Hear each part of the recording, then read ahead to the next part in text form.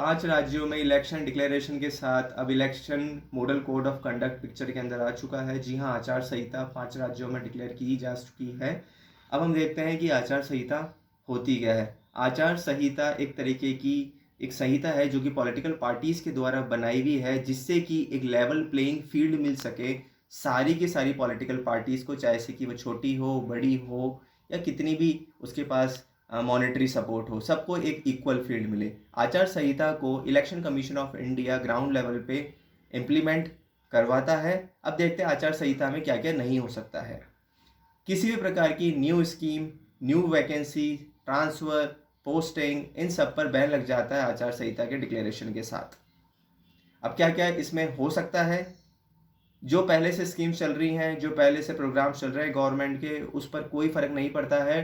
Transfer posting भी government कर सकती है, but it should be taken with the prior permission of the election commission. आचार संहिता के अंदर सीएम और मंत्री सब अपने हिसाब से काम करते रहते हैं ऑफिशियली, क्योंकि किसी प्रकार की कोई डिज़ास्टर हो, कैलेमिटी हो या कानून व्यवस्था की सिचुएशन अगर इस टाइम पे आती है, तो यहाँ पर सीएम और मंत्री का रहना बहुत ज़्यादा ज़रूरी है, इवन इलेक्शन के टाइम के अंदर ही। इसलिए यहाँ पर सीएम और मिनिस्टर्स काम करते रहते हैं ऑफिशियली। क्या आचार संहिता के अंदर किसी प्रकार के सरकारी गाड़ी, सरकारी बंगला या सरकारी संसाधनों का प्रयोग करा जा सकता है?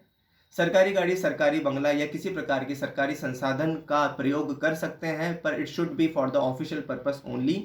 इलेक्शन कैंपेन के लिए या इलेक्शनरिंग के लिए या किसी प्रकार की कोई पॉलिटिकल पार्टीज़ के लिए सीएम और मिनिस्टर्स सरकारी संसाधनों का प्रयोग नहीं कर सकते हैं। क्या आचार संहिता के जो प्रावधान है वो पनिशेबल है? क्या उन पर दंड दिया जा सकता है? हाँ और ना भी।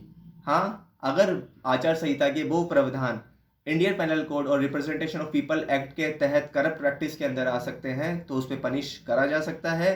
नहीं, क्योंकि सारे के सारे मॉडल कोड ऑफ कंडक्ट के जो प्रोविजंस हैं वो पनिशेबल नहीं है। केवल ये मोरल कोड ऑफ कंडक्ट है फॉर द पॉलिटिकल पार्टीज।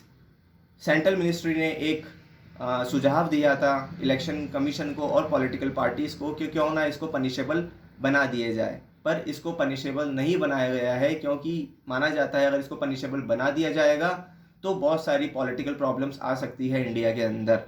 अब मॉडल कोड ऑफ कंडक्ट को कई बार एंटी डेवलपमेंट भी कहा जाता है कि विकास के रास्ते में कहीं ना कहीं आचार संहिता आड़े आती है।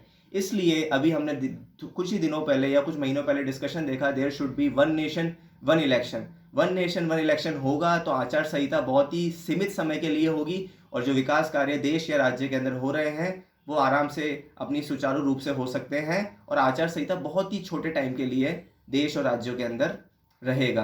तो ये कहीं ना कहीं विकास को भी आगे बढ़ाने में मदद करेगा one nation one election. Thank you.